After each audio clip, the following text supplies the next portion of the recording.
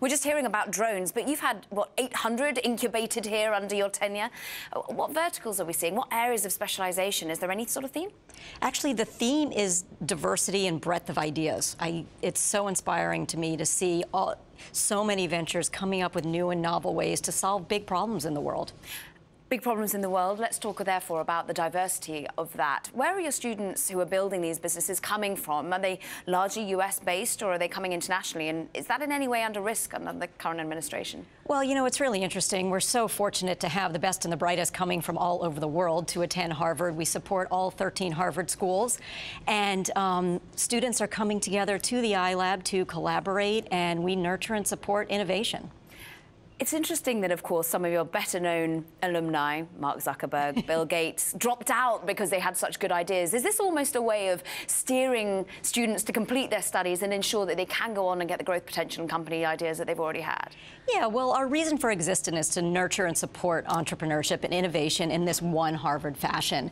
But a natural, happy byproduct of that is that students no longer need to drop out. It's actually better if they stay in school. The amount of resources, and I think most importantly, the community that they find here of like-minded entrepreneurs coming from a diversity of backgrounds and skills and interests, allowing them to meet around a shared passion, that's where innovation really happens. I know it's so hard to do when you've had 800 children that you've helped grow through this, but are there any real success stories that outside of these hallowed walls we'd have heard of these companies already? I think you will soon, for sure. We do focus primarily on inputs rather than outputs. It's not based on financial success necessarily, but so many of our ventures are actually going out into the world and have a lot of traction and have raised a lot of money and are on their way to success. So we're super excited for them. I've actually heard of a couple. I think Handy is one that I already personally use. But what about, therefore, some of the pain points? You yourself are an entrepreneur. You're someone who sold many a business.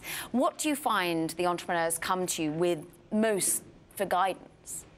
Yeah, I mean, I think this idea of finding like-minded entrepreneurs, a supportive community that sits alongside the academic curriculum, giving them an opportunity to put their ideas to use, to practice, to iterate, to fail with no consequences. And if we can help them do that while they're still in school, get them further, faster, as you said, increase their likelihood of success by offering them access to resources, space, advisors, mentors, workshops, skill building, we really do think that we can put them out into the world poised for success.